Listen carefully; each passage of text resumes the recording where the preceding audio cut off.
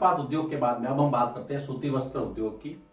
सूती वस्त्र उद्योग, जिसको आप कॉटन टेक्सटाइल भी कहते हैं। अब देखिए, जो टेक्सटाइल अंग्रेजी शब्द है,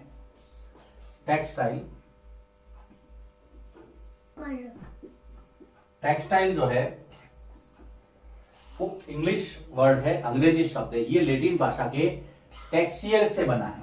टेक्सटाइल लैटिन भाषा के टेक्सियरे, याद रखना आप, कई बार एग्जाम में पूछते हैं। टेक्सियरे से बना है,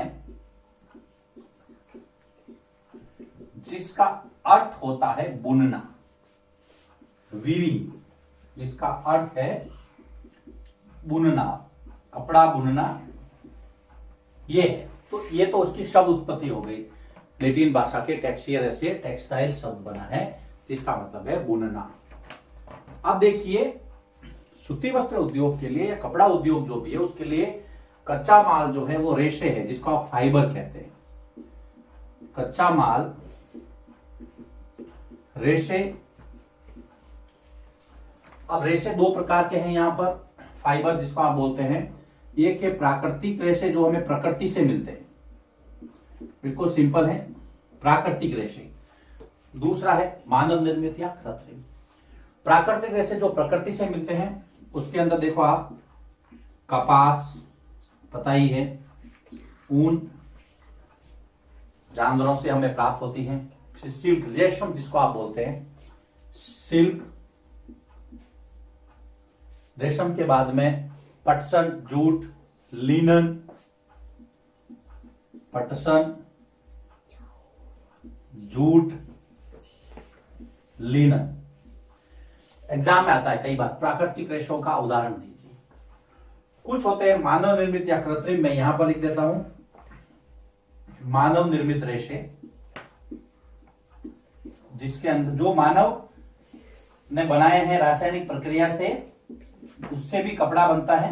आप इसका नाम सुनते ही आपको समझ में आ जाएगा, जैसे कि नायलॉन, पॉलिस्टर, जैसे कि नायलॉन,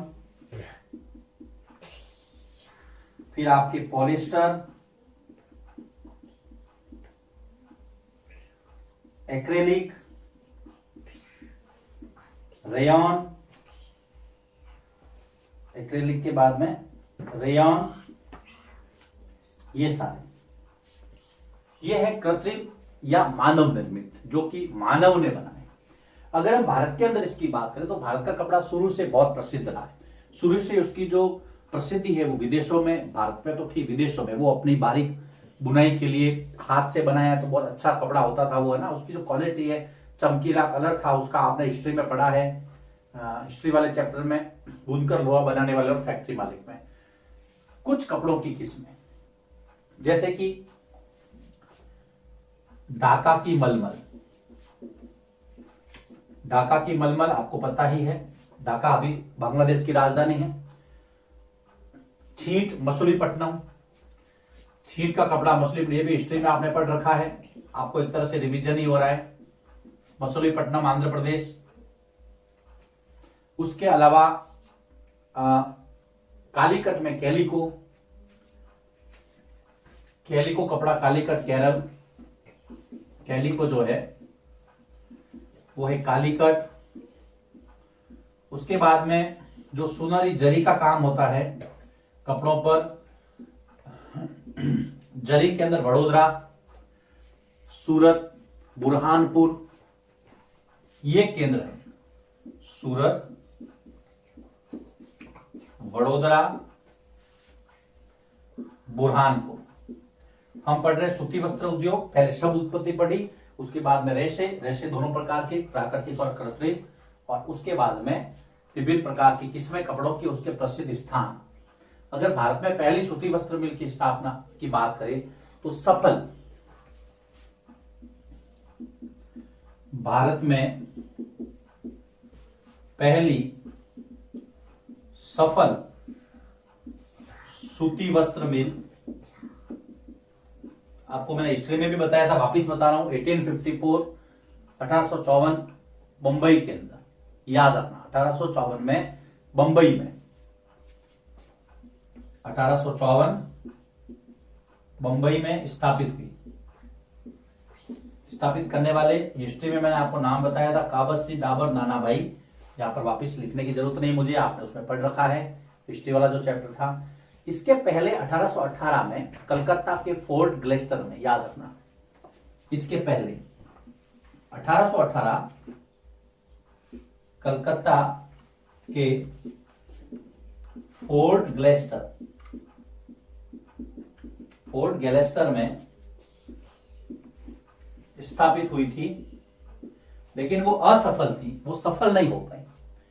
ये याद रखना, कलकत्ता के फोर्ट ग्लेस्टर में 1818 के अंदर स्थापित हुई थी, लेकिन वो सफल नहीं हो पाई थी। बंबई के अंदर वो सफल हुई क्योंकि देखिए बंबई की जो जलवायु थी वो थी कोष्ण आर्द्र जलवायु। मैं यहां लिखता हूं कोष्ण आर्द्र जलवायु। सबसे पहली बात, जो जलवायु सूती वस्त्रों के लिए ज्यादा जरूरत होती है, जहाँ पे कपास वगैरह पैदा हो सकता है वो, उसके अलावा बंबई जो है वो बंदरगाह था, तो मशीन आयात के लिए पत्तन बंदरगाह, मशीनों को जो विदेशों से, मशीनों के आयात है तो विदेशों से जो मंगवाना उसको आयात कहते हैं, उसके लिए पत्तन भी उपस्थित था, मतलब बंदरगाह, मशीनों के आयात हेतु पत्तन। दूसरा, उसके अलावा कच्चा माल, वहां पे कपास आराम से मिल सकता है, कच्चे माल की उपलब्धता, कच्चे माल की उपलब्धता, दक्ष श्रमिक, लेबर बहुत ज्यादा, जनसंख्या ज्यादा है, तो ये सारी जो फैक्ट्स है, ये सारे जो कारक हैं। प्रश्न आता है कि बंबई के अंदर सूती वस्त्र उद्योग पनपने के मुख्य कारक, तो आपको ये 4 लिखना है। एक, कोष्ण आर्द्र जलवायु, मशीनों का आयात के लिए पत्तन, कच्चे माल की उपलब्धता और दक्ष श्रमिक। अब बंबई के अलावा भी दूसरी जगह डेवलप हुए हैं सूती वस्त्र उद्योग। वो क्यों हुए हैं? क्योंकि आर्द्रता को कृत्रिम रूप से आप उत्पन्न कर सकते हैं, कच्ची कपास शुद्ध होती है, वस्त्र के उत्पादन में उसका वजन घटता नहीं है। तो इस प्रकार से ये जो दूसरी चीजें हम बताएंगे, मैं यहां लिख देता हूं, प्रश्न ध्यान रखना। मुंबई के अलावा भी दूसरे जो केंद्र हैं वो सूती वस्त्र उद्योग के विकसित हुए, क्या कारण थे? प्रश्न को वापस सुनना। मुंबई के अलावा दूसरी जगह सूती वस्त्र उद्योग उत्पन्न या फैलने के क्या कारण हैं? तो सबसे पहले आर्द्रता को आप कृत्रिम रूप से उत्पन्न कर सकते हैं वैज्ञानिक विधि से। यहां पर पहला, आर्द्रता को कृत्रिम रूप से, मतलब मानव अपने प्रयासों से ऐसा माहौल पैदा कर सकता है, उत्पन्न किया जा सकता है। सबसे पहली बात तो ये, आर्द्रता को कृत्रिम रूप से उत्पन्न किया जा सकता है। दूसरा, कच्ची कपास है वो शुद्ध होती है, कहीं से भी हो, कच्ची कपास शुद्ध होती है। वस्त्र निर्माण जब होता है तो वस्त्र निर्माण प्रक्रिया में इसका वजन घटता नहीं है। उत्पादन की जो प्रक्रिया है, वस्त्र उत्पादन की प्रक्रिया है, उसमें इसका वजन कम नहीं होता है। वस्त्र उत्पादन की प्रक्रिया में इसका वजन कम नहीं होता, इसलिए लोगों ने इसमें इंटरेस्ट लिया। और मुंबई और गुजरात के अलावा भी दूसरी जगह ये सूती वस्त्र उद्योग बहुत तेजी से पनपा। इसके बहुत सारे सेंटर हैं, जैसे कोयम्बटूर, कानपुर, चेन्नई। मैं यहां लिख देता हूं, कोयम्बटूर, कानपुर, चेन्नई, कलकत्ता, पानीपत, लुधियाना, अहमदाबाद, ये सारे वस्त्र उद्योग के महत्वपूर्ण शहर हैं। कोयम्बटूर, कानपुर, चेन्नई, अहमदाबाद, लुधियाना, पानीपत, मुंबई, ये सारे। अब देखिए यहां पर बहुत सारा ऐसा आपको लग रहा है कि मिक्स हो रहा है, तो मैं आपको वापस डिटेल में बता देता हूं। शुरू किया हमने सूती वस्त्र उद्योग, शुरुआत हुई लेटिन सब टेक्सचर से, जिसका अर्थ होता है बुनना। फिर वस्त्र उद्योग में कच्चा माल होते हैं रेशे। रेशे दो प्रकार के, प्राकृतिक रेशे जो प्रकृति से प्राप्त होते हैं, उसमें आप कपास, ऊन, सिल्क, पटसन, जूट और लिनन की लिस्ट बना सकते हैं। दूसरा है मानव निर्मित रेशे या कृत्रिम रेशे, जिसको मानव ने बनाया, उसमें नायलॉन, पॉलिस्टर, एक्रेलिक, रेयन आदि। फिर भारत में कपड़े की कुछ किस्में उस समय, हालांकि ढाका अभी बाहर है, लेकिन शुरू से हम बात करें तो ढाका की मलमल बहुत प्रसिद्ध है, छीट मछलीपट्टनम की, कैलिको, कालीकट और सुनहरी जरी का काम सूरत, वडोदरा और बुरहानपुर में। इसके बाद में कुछ फैक्ट्स दिए कि पहली सूती वस्त्र मिल 1854 में जो सफल थी, मुंबई के अंदर कावसी डाबर नानाभाई द्वारा स्थापित की गई।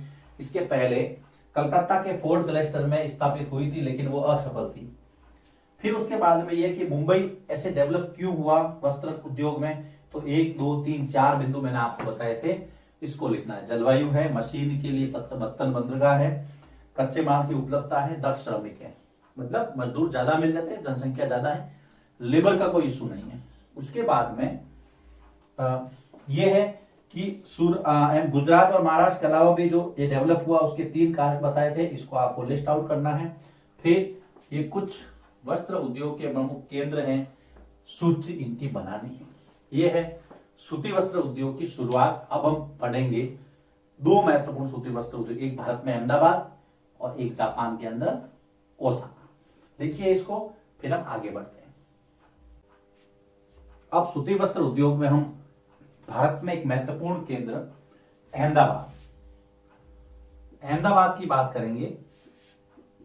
सबसे पहली बात कि अहमदाबाद जो है वो भारत का मैनचेस्टर कहलाता है। मैनचेस्टर ब्रिटेन का एक शहर है जो सूती वस्त्र उद्योग के लिए फेमस है।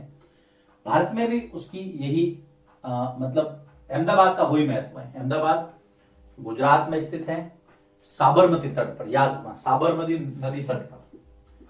अहमदाबाद कौन सी नदी से कनेक्टेड है, तो साबरमती नदी तट पर स्थित। साबरमती के संत तूने कर दिया कमाल, गांधी जी के लिए कहा जाता है ना, गाना आता है। साबरमती, यहां पर अहमदाबाद में 1859 में पहली सूती वस्त्र मिल स्थापित हुई, याद रखना। 1859 में पहली सूती वस्त्र मिल स्थापित अहमदाबाद के अंदर। अब अहमदाबाद में क्या क्या कंडीशंस हैं कि यहाँ पे जो है सूती वस्त्र उद्योग ज्यादा डेवलप हुआ। वही कहानी जैसे हमने पिट्सबर्ग में पढ़ा था, लौह इस्पात उद्योग ज्यादा क्यों है, वैसे ही यहाँ पर कच्चा माल, कपास काफी होता है, कच्चा माल आसानी से उपलब्ध।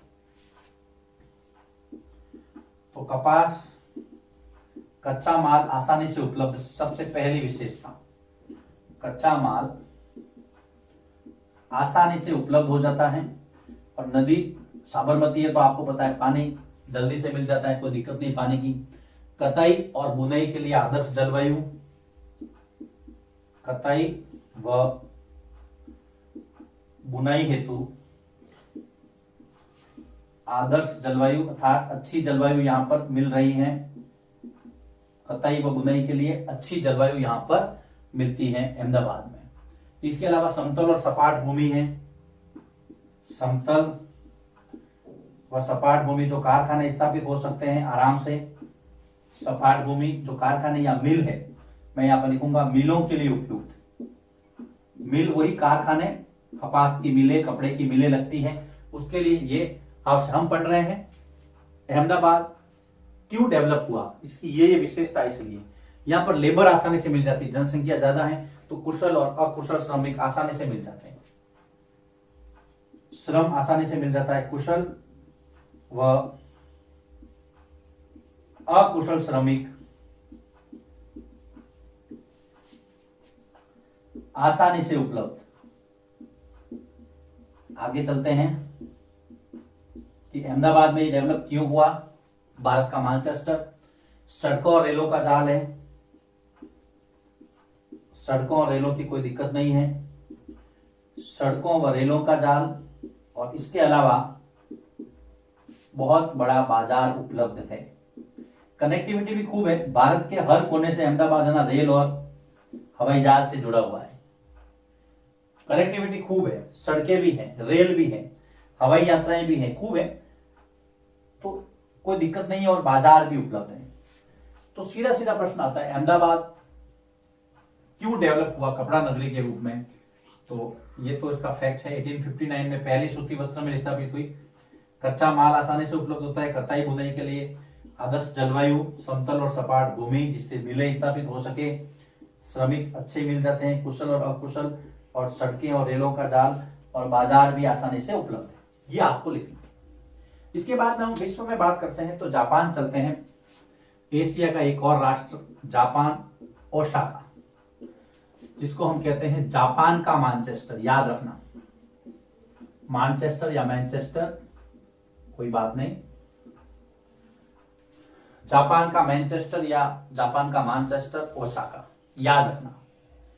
यहां पर भी हम ये विशेषता पढ़ेंगे कि सूती वस्त्र उद्योग ज्यादा डेवलप किया हुआ। एक तो मैदानी क्षेत्र है जो मिलों के लिए उपयुक्त है। समतल सपाट भूमि, मैदानी क्षेत्र कारखाने उपलब्ध हुए, मैदानी क्षेत्र कपड़ा मिलों के लिए उपयुक्त। सबसे पहली जो विशेषता है, मैदानी क्षेत्र मिलों के उपयुक्त। दूसरा, कोष्ण आर्द्र जलवायु जो है यहाँ की कताई और बुनाई के लिए उपयुक्त है। कोष्ण आर्द्र जलवायु, कोष्ण आर्द्र जलवायु कताई व बुनाई के लिए उपयुक्त। उसके बाद में आगे बढ़ते हैं हम। तीसरी विशेषता, पानी यहां मिलता है योडो नदी से। एक और प्रश्न अच्छा बनता है, योडो नदी कहां स्थित है? जापान। तो योडो नदी से पानी मिलता है, तो जल की उपलब्धता, पानी की उपलब्धता योडो नदी से। फिर आगे बढ़ते हैं हम। कच्चा माल, जापान का ये ओसाका एक ऐसा शहर है जहां पे कच्चा माल पूरा आयात होता है, वो बंदरगाह की वजह से। पत्तन अर्थात बंदरगाह की वजह से कच्चा माल आयात होता है, पूरा आयात। ध्यान रखना, ये भी एक क्वेश्चन आता है। खुद का कपास का प्रोडक्शन नहीं है, सारा बाहर से लाना है। कहां से? मिस्र से। आपको पता है मिस्र की कपास बहुत अच्छी होती है।